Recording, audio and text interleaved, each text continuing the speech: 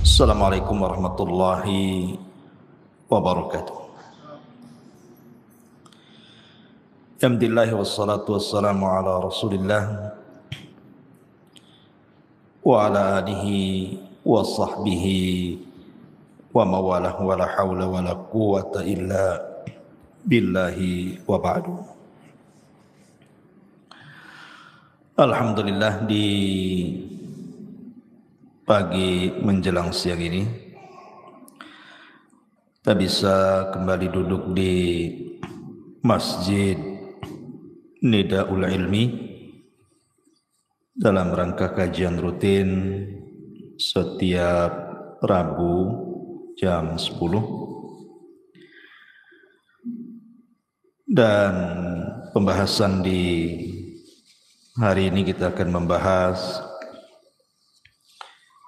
seputar mukaffirat minadz-dzunub, hal-hal yang bisa menghapuskan dosa-dosa.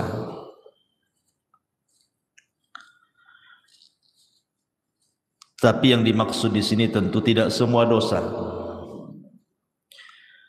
karena dosa itu terbagi menjadi 3.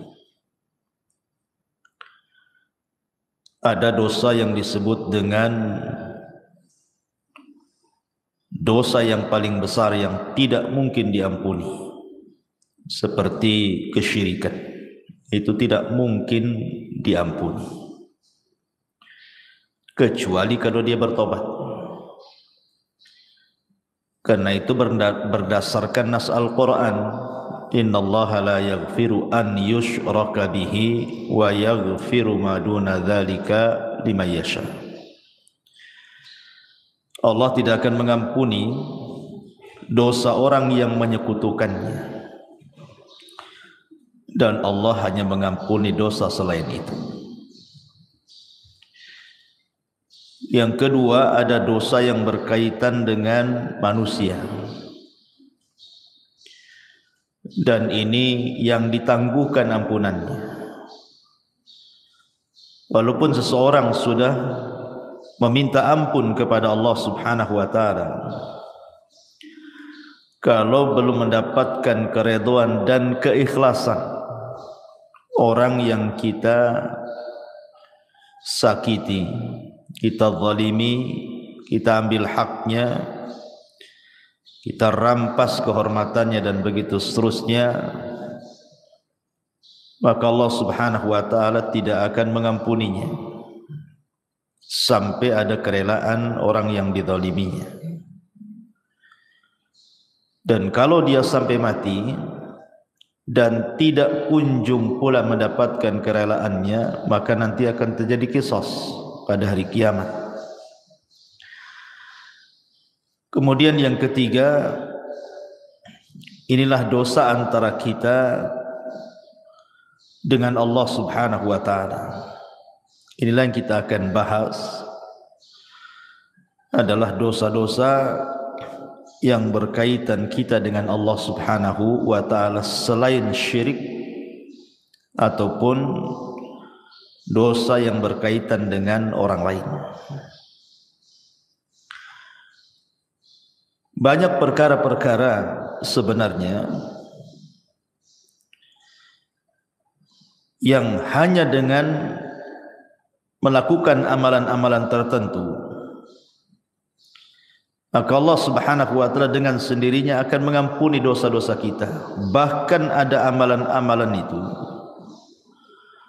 yang kalau dilakukan itu, walaupun dosa kita sebanyak buih di lautan, maka Allah Subhanahu wa taala akan mengampuninya.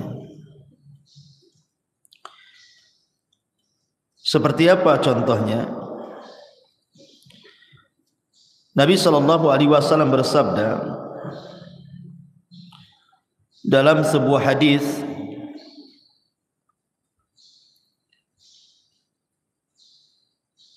yang dikeluarkan oleh Imam Muslim dan yang lainnya,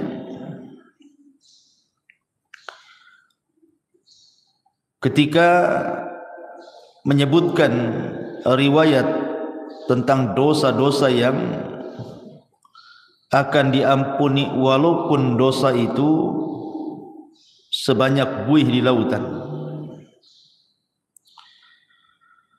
Kata Nabi sallallahu alaihi wasallam,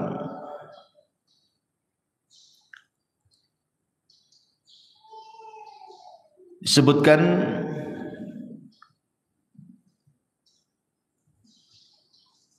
Taib.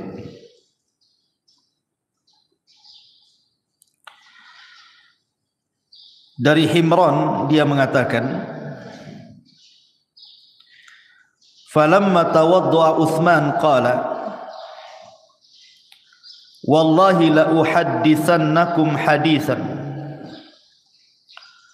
wallahi laula ayah fi kitabillahi ma haddathtukumuhu inni sami'tu Rasulullah sallallahu alaihi wasallam yaqul la yatawadda rajulun fayuhsinu wudu'ahu thumma yusalli salata illa ghufira lahu ma bainahu wa bainas salati allati taliha. Qala Urwah al-ayah innal ladzina yaktumuna ma anzalna minal bayyinati wal huda ila qawlihi al-la'inun, rawahu Muslim.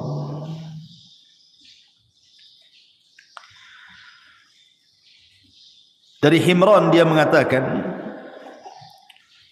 ketika Uthman ibn Affan radhiyallahu an, beliau melakukan wudu. Kemudian dia mengatakan, demi Allah, saya akan ceritakan kepada kalian sebuah hadis. Demi Allah, kalau bukan karena ayat dalam Al-Quran, tentu aku tidak akan ceritakan ini kepada kalian. Aku mendengar Nabi SAW bersabda, tidaklah seseorang berwudu, kemudian memperbaiki wudunya, kemudian salat, maksudnya salat 2 rakaat wudu, kecuali akan diampuni antara dia dan jarak solat dia yang akan dilakukan setelahnya.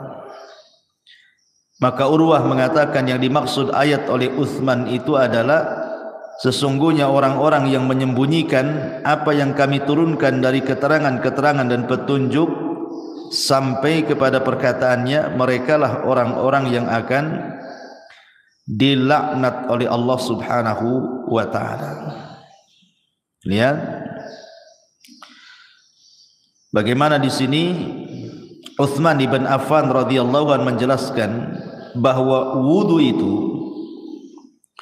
bisa menggugurkan dosa. Jadi tetesan-tetesan air wudu itu bisa menggugurkan dosa kita. Artinya bahwa hanya semata-mata kita berwudu itu sudah diteteskan dosa-dosa kita lewat air wudu tadi.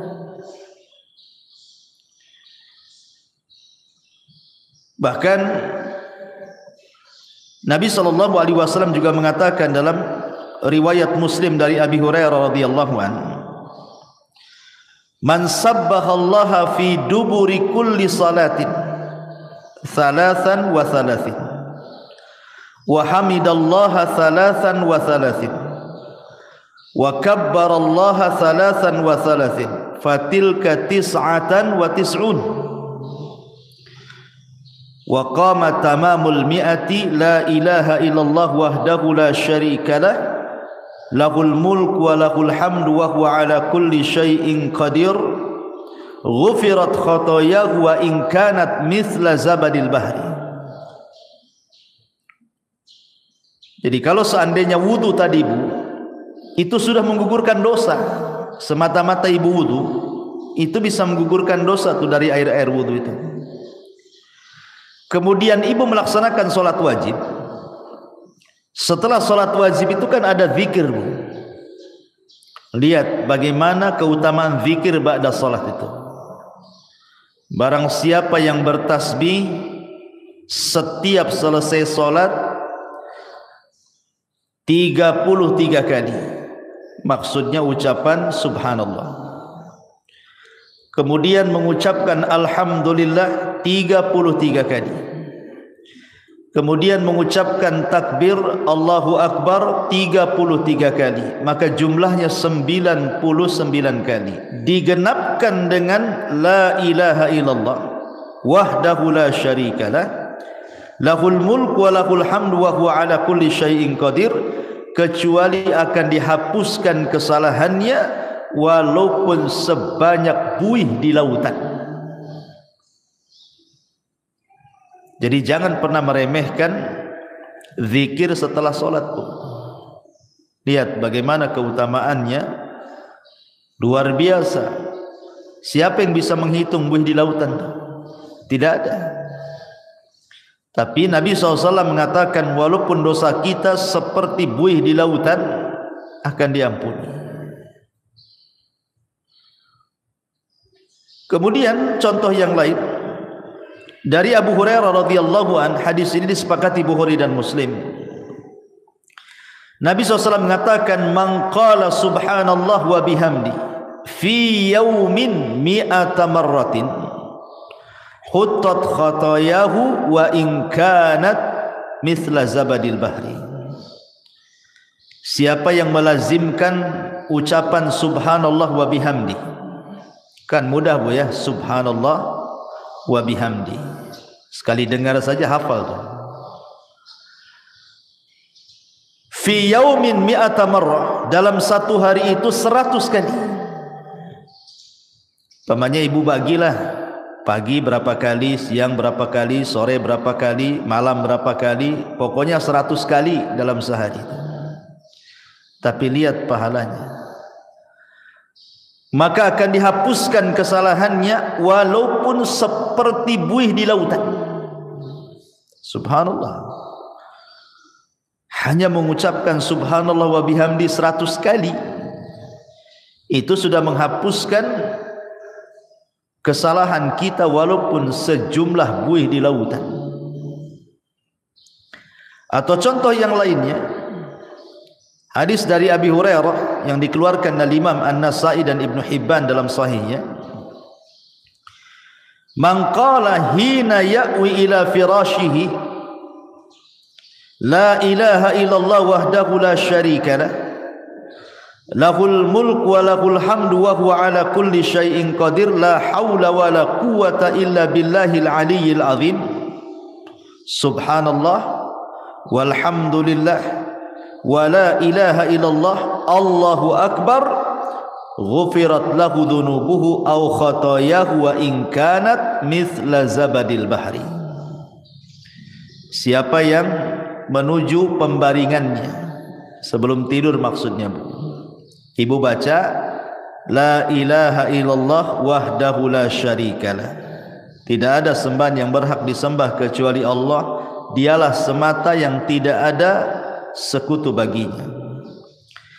Lahul mulku wa lahul hamdu, baginya kerajaan, baginya pujian. Wa huwa ala kulli syai'in qadir, dan dia atas segala sesuatu maha mampu.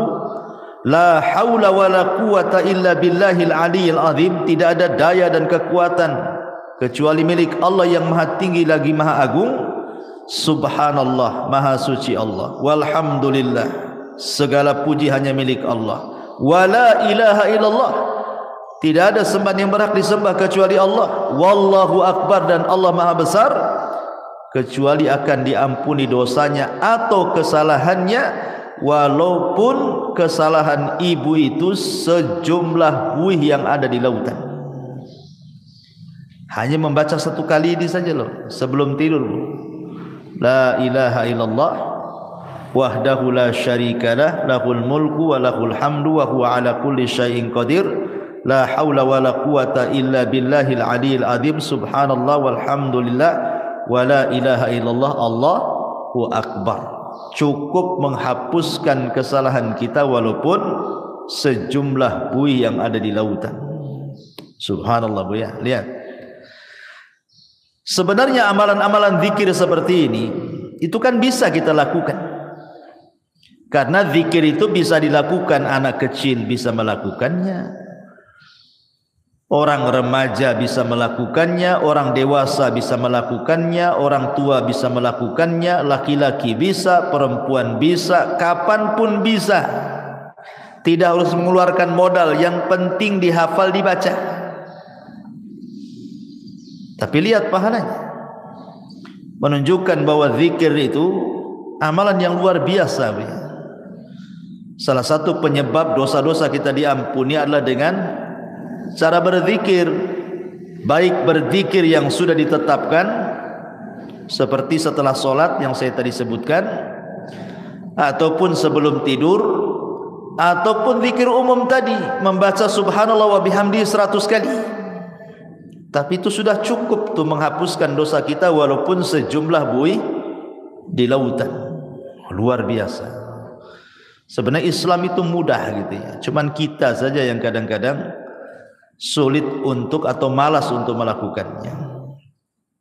Zikir kan beda Bu dengan solat. Harus ke masjid kalau laki-laki, harus ada gerakan walaupun ibu di rumah. Zakat harus pakai harta, haji apalagi capek-capek. Zikirnya hanya ngomong saja. Itu saja kadang-kadang malas kita berzikir. Tapi kita akan sebutkan beberapa amalan yang bisa menghapuskan banyak dosa. Yang pertama, bersolawat. Bersolawat kepada Nabi sallallahu alaihi wasallam. Dari Anas radhiyallahu an, Nabi sallallahu alaihi wasallam bersabda, "Man shalla alayya salatan wahidatan sallallahu biha 10 salawatin wa khutta anhu biha 10 sayyiatin wa rafa'ahu Allahu biha 10 darajat." Barang siapa yang bersalawat kepadaku 1 kali, kata Rasulullah, maka Rasul akan bersalawat 10 kali kepada kita, dan kesalahan kita akan dihapus sebanyak 10 kesalahan, dan kita akan diangkat dengan 10 tingkatan. Hanya bersalawat saja Bu. Allahumma salli ala Sayyidina Muhammad. Hanya ngomong begitu. Maka Allah akan utus malaikat membawa salawat kita menuju mana? Malaikat akan datang ke kuburan Nabi. Kemudian akan memberitahukan kepada Nabi kita bahwa ada di antara umatmu yang bersalawat kepadamu. Maka Rasul akan bersalawat 10 kali kepada kita. Subhanallah. Apalah sulitnya bersalawat? Sambil jalan dari sini pulang atau tadi dari rumah ke sini, Allahumma sholli ala Muhammad, kan enggak ada susah. Biasakan. Kalau bisa setiap ibu kaget itu yang dibaca. Karena saya di masyarakat itu aneh-aneh, kalau orang kaget apa pula yang diomongkan tuh. Ya. Bahkan saya punya kawan tuh, kalau kaget bilang jangkrik. Kan sayang gitu. Kaget aja jangkrik katanya, ya Allah kan. Apa susahnya Allahumma sholli ala Muhammad daripada jangkrik yang disebut? Ya, jadi salawat itu 1 kali sudah menghapuskan 10 kesalahan dari kita, mengangkat lagi 10 derajat dari kita. Rasul pula bersalawat 10 kali kepada kita. Ini yang pertama. Yang kedua adalah al-istighfar. Astagfirullah, astagfirullah, kan itu Bu ya. Kan mudah itu istighfar, sambil sini jalan pulang itu kan bisa astagfirullah, astagfirullah gitu ya. Disebutkan dalam sebuah hadis Nabi sallallahu alaihi wasallam mengatakan, "Man lazimal istighfar ja'alallahu min kulli dzikin faraja." Siapa yang melazimkan baca istighfar, maka Allah akan jadikan kesulitannya lapang. Bahkan Nabi Allah Subhanahu wa taala berfirman, "Wa man ya'mal su'an aw yadhlim nafsah thumma yastaghfirillah yajidillah ghafurar rahima." Siapa yang melakukan kesalahan dan mendolimi dirinya kemudian dia memperbanyak istighfar, maka Allah Subhanahu wa taala akan mengampuni dosanya, karena dia zat yang maha pengampun lagi maha penyayang. Dan lebih khusus lagi Rasul mengatakan, man istaghfarallaha fi duburi kulli salatin thalatha marrat faqala astaghfirullah alladzi la ilaha illahu al-hayyul qayyum wa atubu ilaihi ghufira lahu wa in kana qad farra minaz zahfi. Barang siapa yang mengucapkan astaghfirullah setiap selesai solat 3 kali saja, astaghfirullah alladzi la ilaha illahu al-hayyul qayyum wa atubu ilaihi, maka Allah akan ampuni walaupun dia membawa dosa pernah lari dari pertempuran. Lari dari peperangan itu, Bu, dosa besar. Enggak boleh orang lari dari peperangan itu, kecuali kalau musuhnya lebih banyak. Umpamanya lebih dari 3 orang, 1 melawan 3 orang, boleh lari. Tapi 1 melawan 2 orang enggak boleh lari, sebab kalau lari dosa besar. Walaupun dia punya dosa besar, lari dari pertempuran, kalau dia istighfar 3 kali setelah sholat, Allah akan ampuni dosanya. Luar biasa. Ini yang kedua. Yang ketiga, salawatul khams, salat 5 waktu. Dari Abu Hurairah radhiyallahu an, Nabi SAW bersabda yang dikeluarkan Imam Muslim, as-salawatul khamsu wal jum'ati ilal jum'ati kafaratun lima bainahunna ma lam taghshal kabair. Salat 5 waktu dan Jumat ke Jumat adalah kafarah bagi dosa-dosanya selama dia tidak menenggelamkan diri dengan dosa besar. Sekarang ini, Bu, melakukan dosa kecil itu mudah sekali. Kalau dulu mungkinlah ya melakukan dosa kecil tetapi agak sulit gitu ya. Tapi kalau sekarang ini hampir tiap hari kita melakukan dosa kecil, Bu. Karena setiap kita ini punya handphone masalahnya. Terkadang di handphone itu kan nengok YouTube, nengok Facebook, nengok TikTok, ya kan? Atau apalah gitu ya. Terkadang nengok aurat di situ, entah laki-laki entah perempuan, ya, yang di iklan-iklan lewat gitu kan. Kadang-kadang yang lewat di iklan itu kan nggak pakai jilbab juga tuh. Kadang-kadang ada yang lagi sepak bola gitu kan, di atas lutut celananya itu kan aurat laki-laki. Kadang terlihat laki-laki, terlihat aurat perempuan hampir setiap hari. Entah di iklan, entah di apa gitu kan. Itu kan termasuk dosa kecil. Maka kalau seseorang kemudian melanggengkan solat 5 waktu, maka solat dari zuhur ke asar, asar ke maghrib, maghrib ke isya, isya ke subuh, subuh ke zuhur, itu di antara selang waktu solat wajib ke wajib berikutnya itu menghapuskan dosa. Bahkan di zaman Nabi ada seorang anak muda itu berkhalwat dengan seorang perempuan, tapi tidak melakukan zina, maksudnya zina benaran. Hanya mungkin ya pegang-pegang, peluk-peluk, cium-cium gitu saja kan. Tapi tidak sampai zina besar. Tapi di mata para sahabat, dosa yang seperti itu sudah dianggap dosa besar itu. Nyesel dia. Datang dia kepada Nabi. Rasul, saya sudah melakukan dosa besar katanya. Kenapa? Kata Rasul, tadi saya berkhalwat dengan seorang perempuan begini, tapi tidak sampai melakukan zina besar, hanya berkhalwat saja. Kata Nabi SAW, hal shallaital asra ma'iya jama'atan, apakah tadi engkau solat asar bersamaku jamaah? Kata anak muda ini, ya wahai Rasul. Apa kata Rasul? Idhab faqad ghafarallahu lak, pergi kamu, Allah sudah ampuni dosamu. Kenapa? Karena Allah mengatakan innal hasanat yudhibna sayyi'at, bahwa kebaikan-kebaikan itu bisa menghapuskan keburukan. Taib. Selanjutnya apa lagi? Sedekah. Dalam sebuah hadis yang dikeluarkan ataupun dari sahabat Hudzaifah bin Yaman, ketika Umar bin Khattab radhiyallahu an menanyakan kepada Hudzaifah soal fitnah yang akan terjadi di akhir zaman, Maka kemudian adalah yang kemudian Hudzaifah bin Yaman mengatakan, ana sami'tuhu yaqul, aku mendengar Nabi SAW bersabda, kata Hudzaifah, fitnatur rajuli fi ahlihi wa malihi wa jarihi tukaffiruha as-salatu was-siyamu was-sadaqah.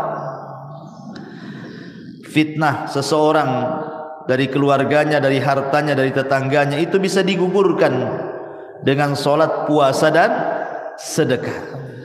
Jadi sedekah juga bisa menggugurkan dosa. Bahkan kalau seandainya sedekah itu dilakukan secara sirriyah, tidak terang-terangan, Bu, yang tahu hanya ibu dengan Allah Subhanahu wa taala saja. Gimana caranya Ustaz sedekah sirriyah itu? Oh, gampang. Sekarang kan di handphone itu sudah banyak tuh program SMS banking itu, Bu, ya. Kirim saja lewat SMS banking. Kemudian coret namanya, kan? Gak nampak tuh. Pengirimnya dicoret. Kan tidak ada yang tahu siapa pengirimnya. Sudah gitu saja. Tinggal konfirmasi. Ya, jangan dikasih tahu konfirmasinya. Kalau udah tahu nomornya, tahu pula dia, kan? Pakai nomor lain. Ya, jadi orang tak tahu yang dari sumbangan tuh. Makanya Nabi SAW mengatakan, sadaqatus sir tudfi'u ghadaba rabb. Bahwa sedekah yang tidak terang-terangan itu bisa menghilangkan kemurkaan Allah Subhanahu wa taala. Bahkan dalam riwayat, tudfi'ul khati'ah kama yudfi'ul ma'un nar. Bisa menghilangkan kesalahan seperti api bisa dipadamkan dengan air. Rawahu Tirmidzi. Jadi sedekah juga bisa menggugurkan dosa. Kemudian apalagi intidharus shalah. Intidharus shalah, menunggu waktu salat. Rindu rasanya ibu itu di rumah itu, kapan duhur kok lama kali ya, katanya. Nanti sudah sholat duhur, kapan asar ini kok lama kali. Habis asar, aduh, kapan nih maghrib ini kok lama kali. Ini terbalik, aduh, udah duhur lagi, katanya. Nanti asar, cepat kali waktu ini, baru tadi itu sudah asar. Ah, itu sholat jadi beban bagi dia tuh kalau ngomong kayak gitu tuh. Tapi kalau orang rindu menunggu sholat dan ingin sholat kembali, maka Nabi SAW mengatakan, isbagul wudu fil makari wa i'malul aqdam ilal masajid wa intidharus salati ba'das salah yughassilul khataya ghuslan. Sempurnakan wudumu ketika engkau susah untuk berwudu, entah airnya dingin, kayak sekarang kan lagi hujan terus nih di Batam nih, perasaan greges terus kan, Bu, ya, dingin-dingin terus. Apalagi datang subuh, nengok air kayak nengok es gitu ya. Tapi dipaksakan wudu, nah, itu namanya menyempurnakan wudu. Gak suka nyentuh air pun tetap dia berwudu. Ataupun melangkahkan kaki ke masjid, ataupun menunggu sholat setelah sholat, maka itu bisa mencuci kesalahan-kesalahannya. Hadis ini sahih ala syarti Muslim dan dikatakan oleh Syekh Albani sebagai hadis sahih. Jadi menunggu solat ke solat itu bisa menggugurkan dosa. Kemudian apalagi seseorang yang terkena penyakit ataupun seseorang yang dilanda kesulitan, kesedihan, masalah gitu ya. Kemudian dia sabar. Kata Nabi SAW dari hadis Aisyah radhiyallahu anha, ma min musibatin tusibul muslim illa kaffarallahu biha anhu hatta syaukata yushakah. Rawahul Bukhari. Tidaklah sebuah musibah menimpa seorang muslim kecuali Allah Subhanahu wa taala akan jadikan itu kafarah bagi dia, penghapus dosa-dosanya. Sampai kepada duri yang menancap sekalipun kalau dia sabar. Umpamanya ibu ini jalan kaki, Dari sini tiba-tiba kok ada lah yang nancap itu, entah tusuk sate gitu ya, atau mungkin duri tanaman. Kemudian ibu merasakan sakit, tapi ibu tidak ngeluh, ibu sabar gitu ya. Alhamdulillah, mudah-mudahan ini jadi penghapus dosa gitu ya. Itu bisa menghapuskan dosa tuh. Ya. Tapi jangan ditusukkan. Ambil peniti, tusukkan pula kan itu. Itu sengaja ditusuk-tusukkan. Tak boleh itu menyakiti badan. Karena badan ini milik Allah. Dari ujung rambut sampai kaki itu milik Allah, tak boleh disakiti. Kalau kita disakiti oleh diri sendiri, sengaja ambil peniti dicolokkan gitu ya ke badan kita, berdosa kita. Karena badan ini amanah Allah, milik Allah semuanya. Harus dijaga. Ya. Kemudian juga mengucapkan alhamdulillah setelah makan, Bu. Ibu makan nih. Makan apa saja. Entah makan nasi, entah makan bakso, entah makan mie, entah makan apa sajalah ya. Yang penting setelah makan ibu mengucapkan alhamdulillah. Man akala ta'aman thumma qala alhamdulillah. Barang siapa yang mengucapkan alhamdulillah setelah dia makan, maka ghufira lahu ma taqaddama min dzambi wa ma ta'akhkhar. Dia akan dihapuskan dosa-dosanya yang telah dan yang berlalu. Subhanallah. Hanya mengucapkan alhamdulillah saja habis makan, Bu. Itu sudah bisa menghapuskan dosa, kan luar biasa. Apalah susahnya alhamdulillah habis makan. Ya. Kemudian juga ketika salat, Bu, ketika amin, ketika imam mengatakan ghairil maghdubi alaihim waladdallin, amin, ya gitu ya. Ketika imam mengatakan amin, nah, kita juga ikut tuh amin. Artinya aminnya imam dengan aminnya makmum itu harus sama. Jangan imam dulu baru makmum, tidak. Dengar imam waladdallin saja, langsung ibu amin. Jadi aminnya ibu dengan aminnya imam itu sama. Maka kata Nabi SAW, idza ammanal imam fa'aminu fa innahu man wafaqa ta'minahu ta'minal malaikati ghufira lahu ma taqaddama min dzambi.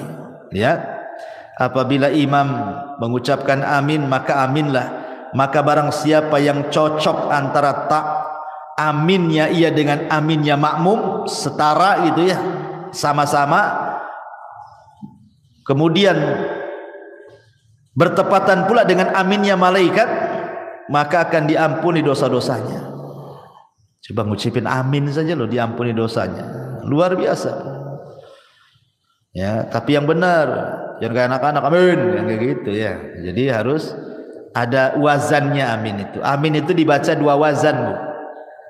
Bisa menggunakan wazan fa'ilun ya, atau fa'ilun, dibaca amin atau amin. Nah, dua bacaan, Bu. Amin itu dua bacaan, ala wazni fa'ilun atau fa'ilun gitu ya. Bisa dibaca amin ataupun amin. Nah, dua-duanya boleh. Karena arti amin itu artinya ya Allah kabulkan doaku. Allahumma istajibli, itu arti amin itu. Jadi jangan main-main dengan amin itu, karena amin itu meminta kepada Allah agar doa kita dikabulkan dalam sholat. Kemudian juga contoh amalan yang lain adalah al-masyu ilal masajid, melangkah ke masjid. Itu pun termasuk yang bisa menggugurkan dosa. Seperti hadis yang tadi saya baca, isbagul wudu alal makarih wa kathratul khuta ila al masajid ghufira lahu ma taqaddama min dzambi. Kemudian juga yang selanjutnya, bagi laki-laki al-muhafadhati ala salatil jum'ah, yang menjaga salat Jumat. Karena Rasul mengatakan al-jum'atu ila al-jum'ati kafaratun lima bainahuma. Subhanallah. Jadi kalau seorang laki-laki melaksanakan Jumat nih, pemain Jumat ini betul-betul dia melaksanakan Jumat. Kemudian nanti ketemu Jumat minggu depan tuh Bu, antara Jumat sekarang dengan Jumat minggu depan itu dosa kita sudah diampuni tuh. Ya, makanya ibu dorong suami itu jangan malas-malas ke masjid untuk sholat Jumat kalau datang Jumatan itu. Cepatlah bang ke masjid biar dapat unta. Nanti kalau terakhir nggak dapat tuh telur ayam pun tidak dapat gitu ya. Kemudian juga yang bisa menghapuskan dosa adalah kafaratul majlis Bu. Ingat ibu ya, kafaratul majlis itu penting Bu. Ibu umpamanya datang ke arisan atau mungkin datang ke kondangan, atau ibu main ke rumah kawan, entah berdua, entah bertiga, entah berempat, ngobrol lah ibu di situ sambil makan rujak, ya kan? Nanti Bu setelah pulang Bu, setelah selesai mau balik nih Bu ya, jangan lupa Bu baca kafaratul majlis.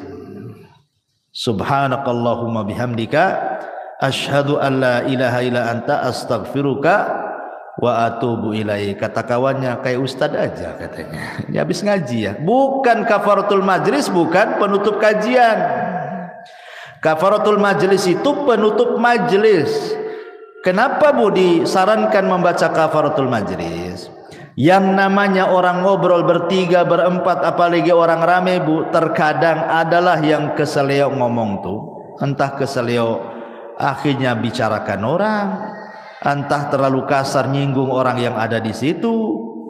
Coba bayangkan, coba ibu datang ke rumah kawan tak ada dosa, tahu-tahu ngobrol di situ jadi punya dosa. Akhirnya apa? Gibain orang, atau mungkin tersinggunglah orang yang ada di situ dengan ucapan ibu gitu ya, atau dengan intonasi ibu disangka ibu marah, jadi orang nggak enak kan. Nah, supaya hilang dosa-dosa di majelis itu Bu, pulang tak bawa dosa, berangkat tak bawa dosa, gitu maksudnya. Supaya pulang pergi itu betul-betul tak bawa dosa. Jangan pula berangkat tak bawa dosa, pulang pula bawa dosa. Nah, itu pentingnya kafaratul majlis. Kemudian juga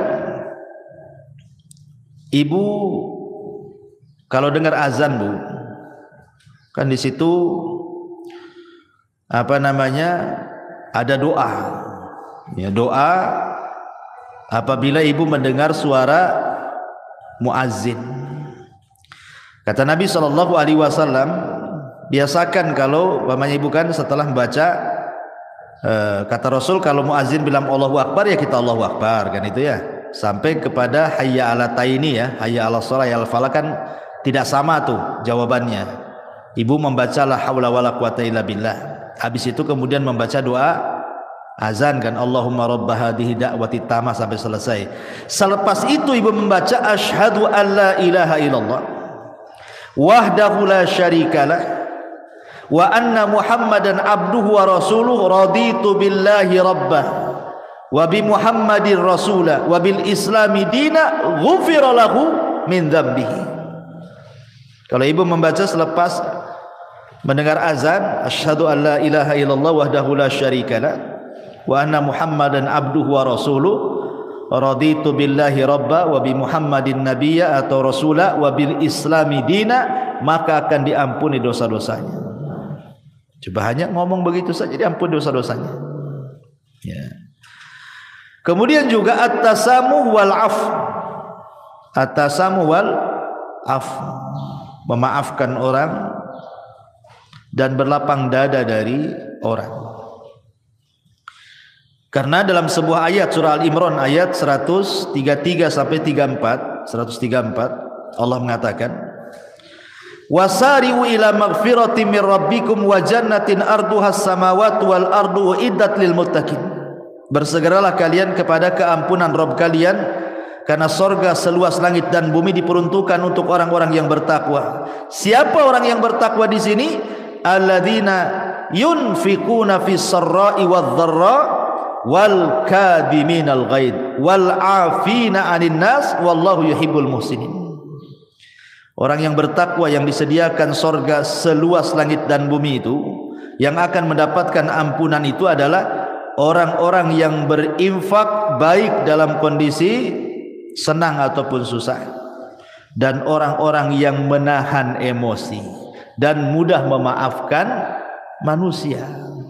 Tahan emosi, kalau lagi marah tahan. Itu bisa menghapuskan dosa, Bu. Jadi kalau ada orang yang nyakiti ibu, tiba-tiba ibu dimarahi orang, digibai orang, ya ibu manusiawi kan, pasti mau marah kan itu. Tapi ibu tahan-tahan marahnya. Ketika ibu menahan marah itulah dosa ibu diampuni itu. Apalagi sampai memaafkan, kasih uzur. Sudahlah, saya maafkan, memang dia gitu sih, biasalah dia gitu. Dimudahkan gitu ya, disederhanakan masalah, jangan dibesar-besarkan, nanti jadi tengkar. Itu saja bisa menghapuskan dosa. Kemudian yang lain juga bacaan tahlil, Bu, bacaan la ilaha illallah. Kata Nabi SAW, man qala la ilaha illallah wahdahu la syarika lahul mulku wa lahul hamdu wa huwa ala kulli syai'in qadir fi yaumin mi'ata marrah.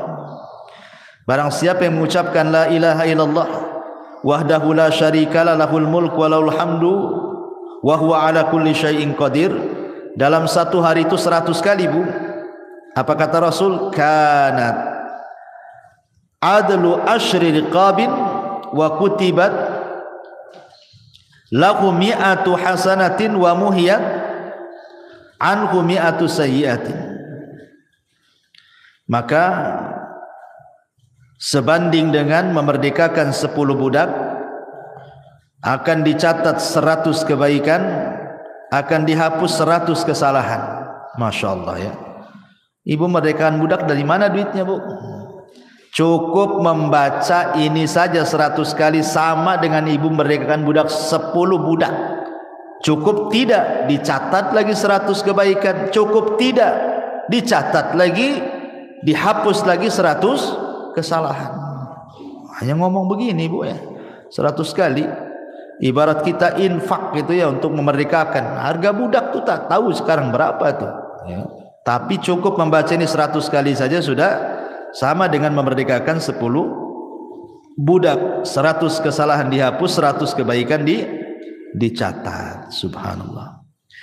Termasuk juga, Bu, salatu rakaataini, salat 2 rakaat apabila ibu melakukan dosa. Ibu habis gibah nih di tetangga nih, lama pula gibahnya setengah hari, baru balik, aduh mak, saya sudah gibai orang nih, nantilah langsung ibu telepon sama yang digibai itu, saya minta maaf loh, tadi saya yang gibai anti loh, minta maaf ya. Habis itu ngomong sama kawan-kawan yang satu majelis tuh, saya nggak ikut-ikut loh katanya. Nah, ibu langsung sholat 2 rakaat tuh, sholat tobat namanya ya. Maka kata Nabi SAW, ma min abdin aznaba dzamban fayuhsinu tuhur thumma yaqumu fayusalli rak'ataini thumma yastaghfirullah illa ghufiralah. Tidaklah seorang hamba melakukan dosa kemudian dia memperbaiki wudu, kemudian dia salat 2 rakaat salat taubat, bertobat kepada Allah, kecuali Allah akan ampuni itu dosa-dosanya ya. Kemudian juga yang bisa menghapuskan dosa adalah ittiba'us sayyi'ah al-hasanah, ikuti yang buruk dengan yang baik. Jadi kalau seandainya satu hari ini kita melakukan keburukan, maka buatlah satu hari ini juga melakukan kebaikan. Boleh jadi mungkin satu hari ini ibu tidak sadar marahi orang, orang yang dimarahinya mungkin ya kita tidak tahu apakah dia nerima atau tidak gitu kan. Tapi mungkin ibu melakukan hal yang sama. Nah, buatlah kebaikan di situ juga. Kalau tadi marah-marah, sekarang ngomong yang baik-baik, yang santun-santun sama orang gitu ya.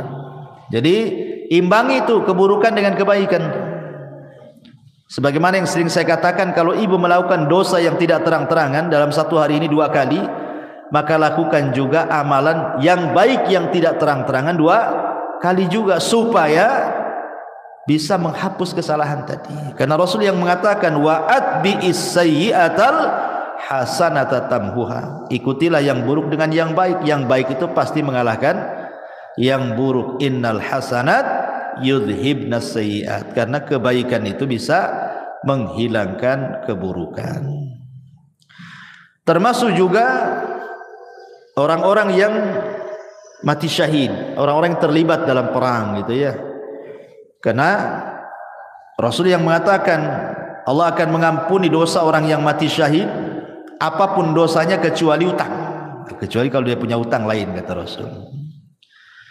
Termasuk juga at-taubatus shadiqah, bertobat betul-betul sebelum matahari terbit dari barat ataupun sebelum nyawa di kerongkongan. Nah, itu bisa menghapuskan dosa. Termasuk juga puasa. Pertama puasa Asyura, puasa di bulan Muharram, tanggal 10 bulan Muharram. Kata Rasul, yukaffiru sanatal madiyah, menghapuskan dosa 1 tahun ke belakang, rawahu Muslim. Ataupun puasa Arafah tanggal 9 bulan Dzulhijjah umpamanya ya. Rasul mengatakan yukaffiru sayyi'atal madiyatal baqiyah. Kalau puasa tanggal 9 Dzulhijjah ini lebih hebat lagi pahalanya, dihapuskan kesalahannya setahun ke belakang dan setahun ke depan, luar biasa. Ataupun puasa bulan Ramadan. Nah, itu kalau Ramadan jelas-jelas Bu ya, puasanya, sholat malamnya, Lailatul Qadarnya, itu menghapuskan dosa semua tuh.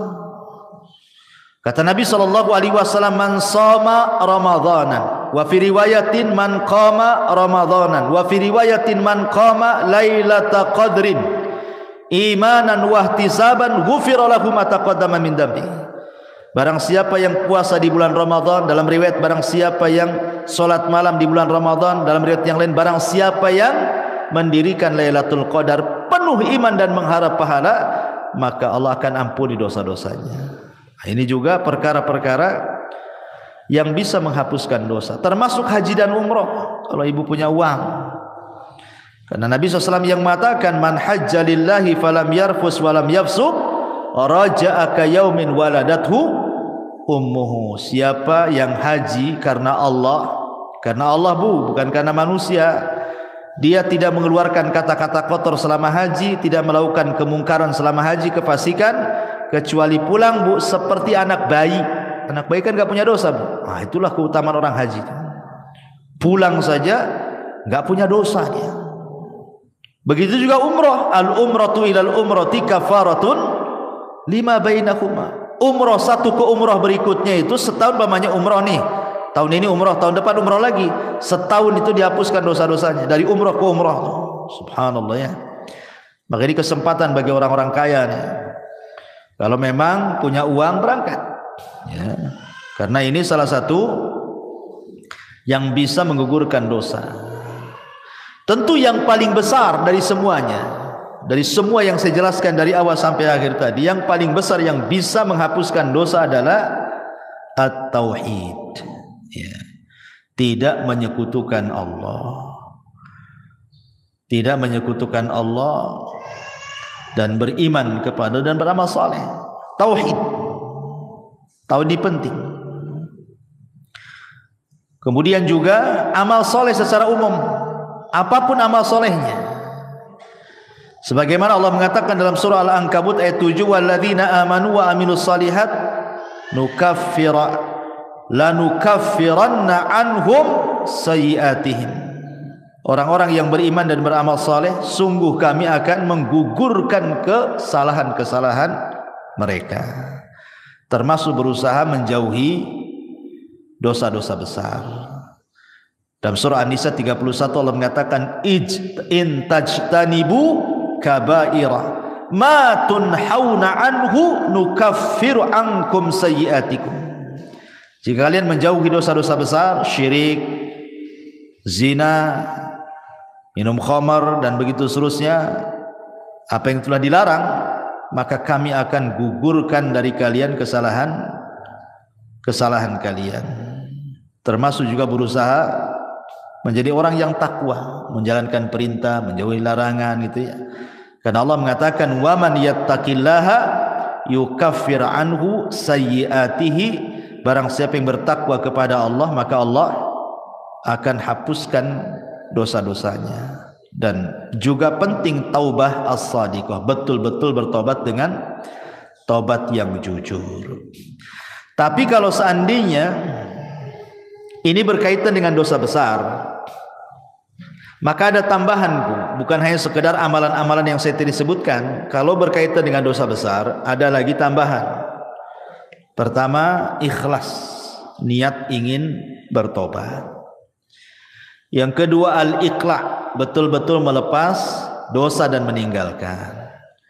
Yang ketiga, an-nadam, menyesal kenapa saya melakukan dosa.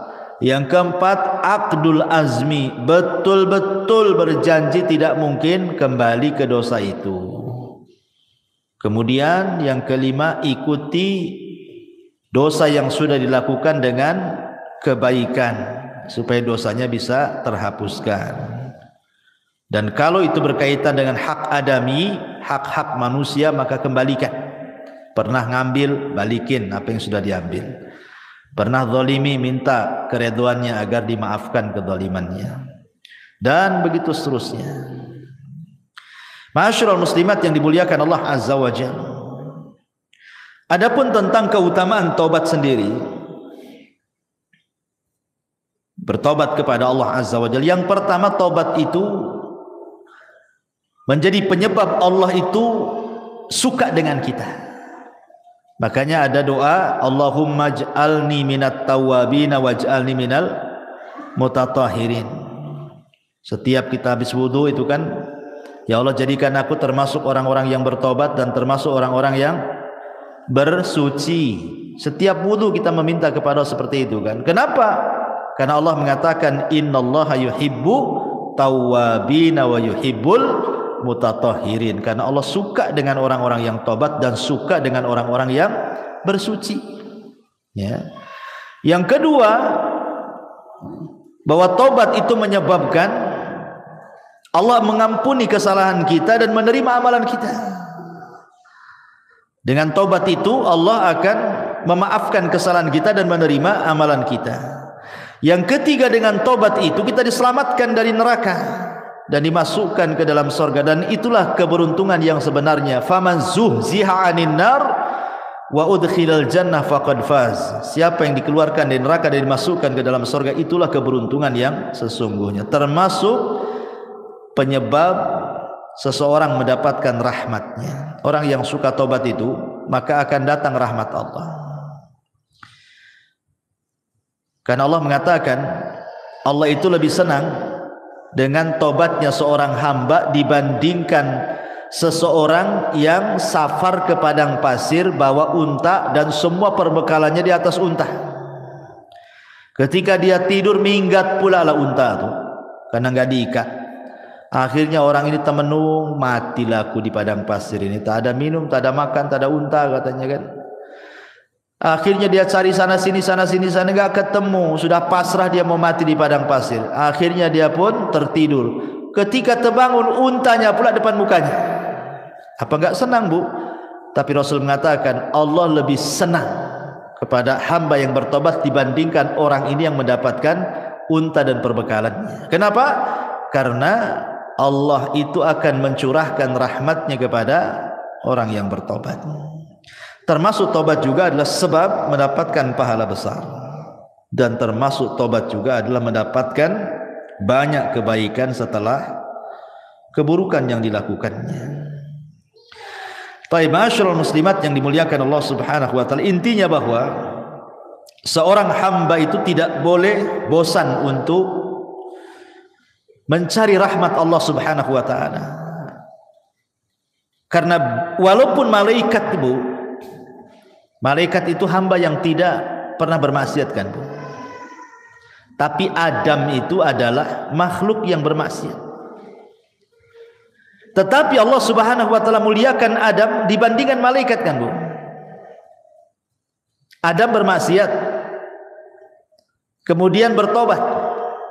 Malaikat bertobat terus, tak pernah maksiat. Tapi Allah muliakan Adam. Kenapa? Perhatikan hadis Nabi sallallahu alaihi wasallam.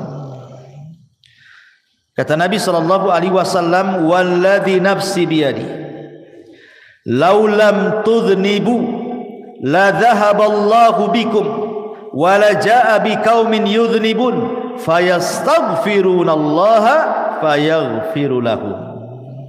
Demi zat yang jiwaku di tangannya, kata Rasul, seandainya kalian tidak melakukan dosa seperti malaikat, anggaplah kalian seperti malaikat, tidak punya dosa, tidak pernah melakukan dosa, tentu Allah akan binasakan kalian semua.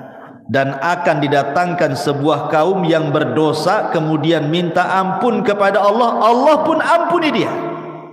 Kenapa? Karena Allah suka dengan orang yang bertobat. Lah macam mana orang bertobat kalau tak punya dosa? Kan bertobat tuh karena punya dosa, kemudian dia bertobat. Allah suka tuh dengan orang yang bertobat. Tapi jangan disengaja buat dosa, nanti tak sempat pula bertobat. Ya. Jadi maksudnya di sini adalah lihat bagaimana keutamaan orang yang bertobat, kan? Karena memang Allah Subhanahu wa taala sudah memang melekatkan kepada anak Adam itu pasti berbuat dosa. Kullu bani Adam khata'un wa khairul khata'in at-tawwabun, kan itu. Setiap anak Adam itu pasti dosa. Pasti melakukan dosa. Kalau ada ibu yang mengatakan saya tidak pernah berbuat dosa, kadzabti, dusta ibu ini. Dustakan orang yang mengatakan saya tidak pernah berbuat dosa. Karena dosa itu macam-macam. Tetapi sebaik-baik orang yang melakukan dosa, tobat. Ya, bertobat kepada Allah Subhanahu wa taala. Ma'asyiral muslimat yang dimuliakan Allah Azza wa Jalla, yang jelas bahwa ingat, sebesar apapun dosa kita, sebesar apapun dosa kita, walaupun sampai membumbung ke langit sekalipun, sampai ke awan lah dosa kita itu saking banyaknya. Kalau kita datang betul-betul menghadap Allah ingin bertobat, apa dalam hadis qudsi itu? Allah katakan, ya ibadi law dhunubuka ananas sama thumma astaghfartani ghafartu laka ala ma kana minka wala ubali. Hei anak Adam, sekalipun dosamu melambung sampai ke langit, kata Allah, tapi kau datang kepadaku dengan ikhlas ingin bertobat, ku ampuni, aku enggak peduli, kata Allah.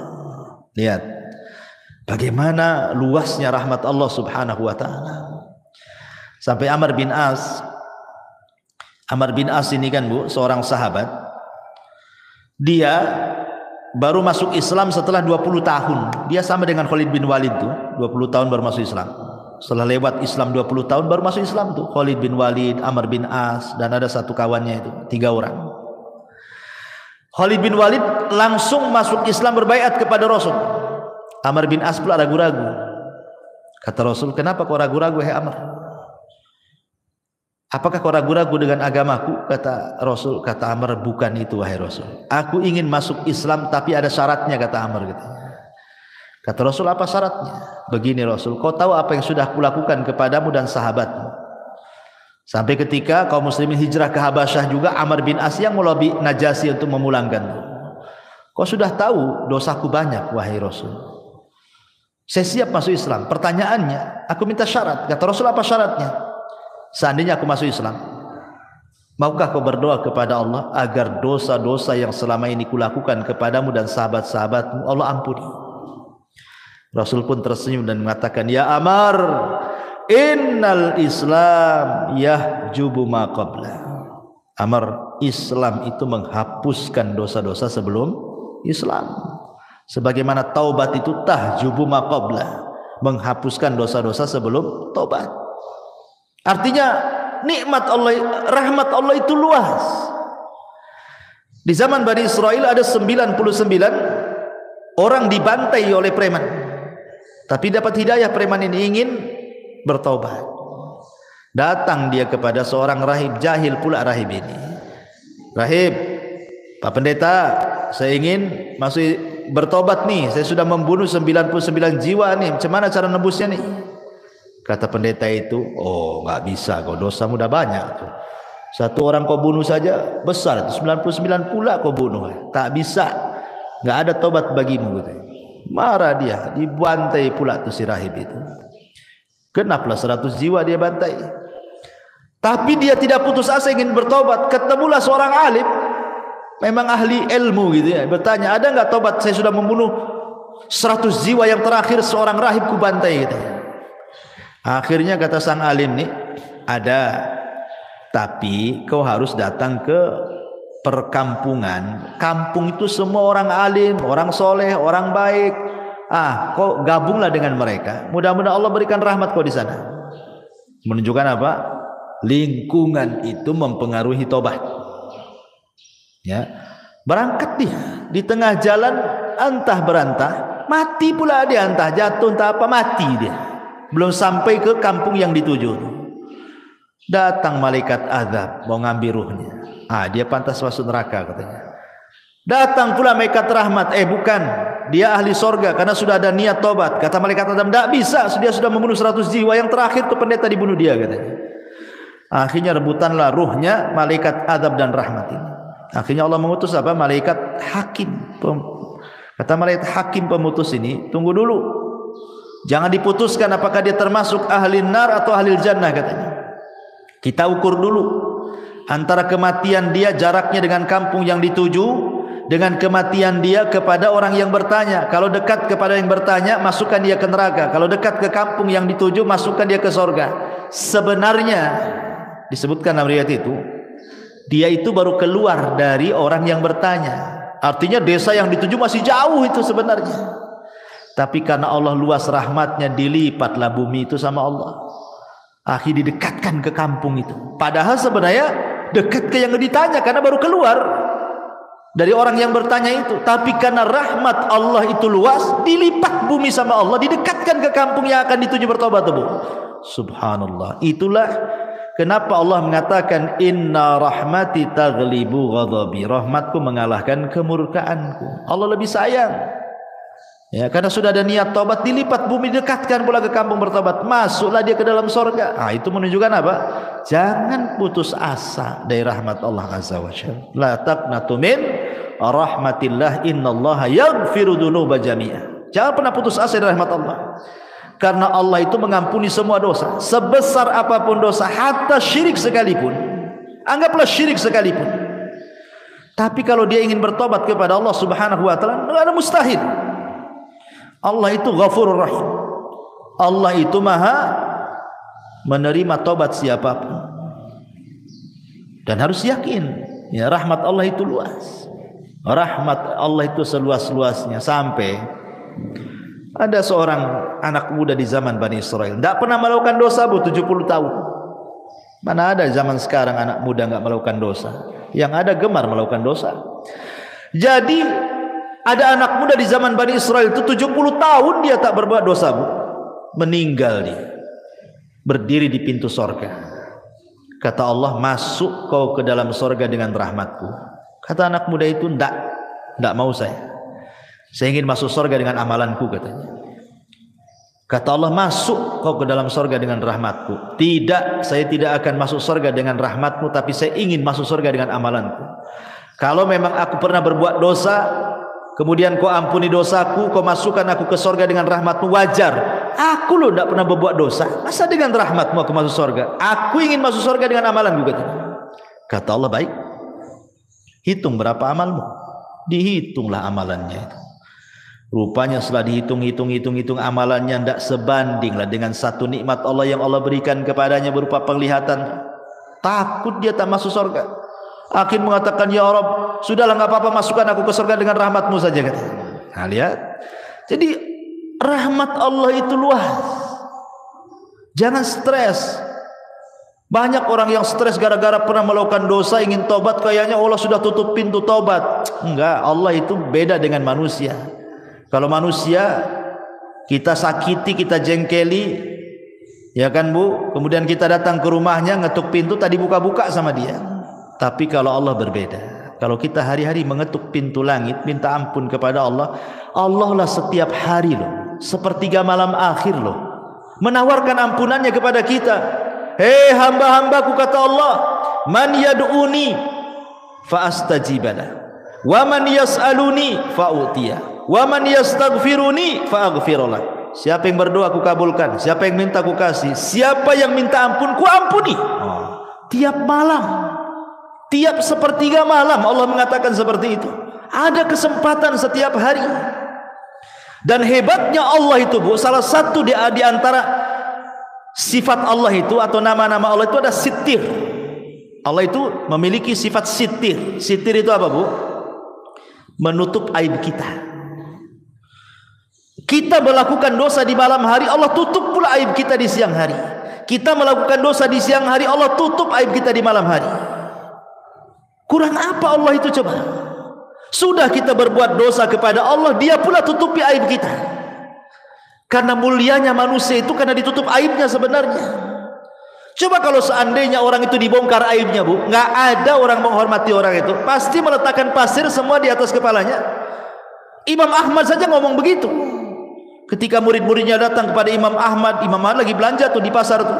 Kata murid-muridnya, "Ya Imam, biar kami bawa barang-barangmu ke rumah. Kau jalan kaki saja. Kau kan guru kami," katanya. Kata Imam Ahmad, "Enak saja kau ini," katanya. "Kau kan nggak tahu aibku saja," kata Imam Ahmad. "Kalau kau tahu aibku, Allah bongkar aibku, pasti kau letakkan pasir di atas kepalaku. Aku dihormati itu karena Allah tutup aibku," katanya. Semua manusia, mau ustadznya, mau santrinya, mau awamnya, mau menterinya, mau presidennya, mau siapapun manusia di dunia ini, Bu, kalau sempat Allah bongkar aibnya, nggak ada manusia itu dihormati sama sekali. Jangankan itu, gara-gara ngomong satu kali kepleset, Bu, yang tadinya ditokohkan, dibanggakan, dipuji, ngomong pula di YouTube salah, kepleset, menghina anu, menghina ini, dia dibully sama netizen, habislah dia, Bu. Itu baru kepleset satu tuh, sudah dihabiskan nih, nggak dihormati lagi, dicaci maki yang ada itu sama netizen. Gimana kalau satu umur dia betul-betul ditampakkan aibnya? Ya Allah ya Rabb, tidak ada manusia yang mulia di hadapan manusia. Bersyukur kita punya Allah itu Maha Sitir. Ya, sudah kita berbuat dosa, Allah tutup pula. Alhamdulillah. Dan habis itu Allah kasih pula peluang kita bertobat. Enak, Bu. Kalau ibu buat salah sama saya, Bu, ibu minta maaf, paling jawaban saya, nantilah, tengoklah. Kalau pantas dimaafkan, saya maafkan. Kalau tak pantas, ya tak saya maafkan. Nah itu kalau kita tuh. Kalau tidak, sudah kita berbuat salah sama Allah, Allah tutup aib kita, Allah kasih pula peluang tobat. Masya Allah. Allah itu Rahim, Rahman, Ghafur, ya, Latif, luar biasa nama-nama Allah Subhanahu wa taala. Wallahu a'lam bishawab. Ini saja yang bisa sampaikan, Bu. Ya, silakan kalau ada yang mau bertanya gitu sebelum kita tutup.